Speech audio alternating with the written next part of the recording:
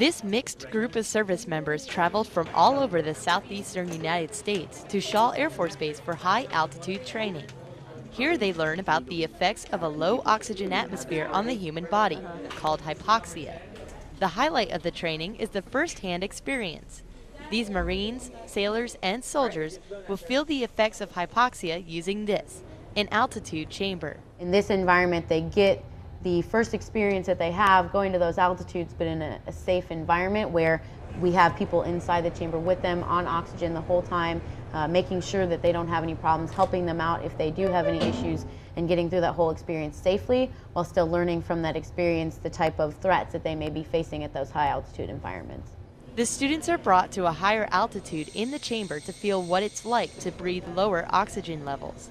As hypoxia sets in, they can notice a variety of symptoms. For Senior Chief Mark Weinalda, the lack of oxygen gave him happy feelings.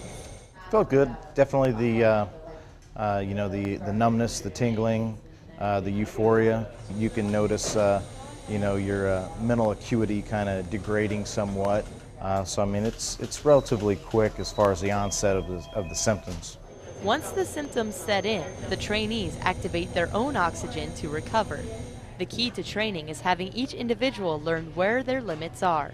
If they start to get extremely hypoxic, it's funny here when they can't respond to questions and they can't think straight and they're giving you answers that don't make sense or telling you entertaining things. But operationally, if you have a pilot trying to fly and he can't respond to questions or he is missing steps in checklists, procedural tasks, errors, situational awareness drops very quickly.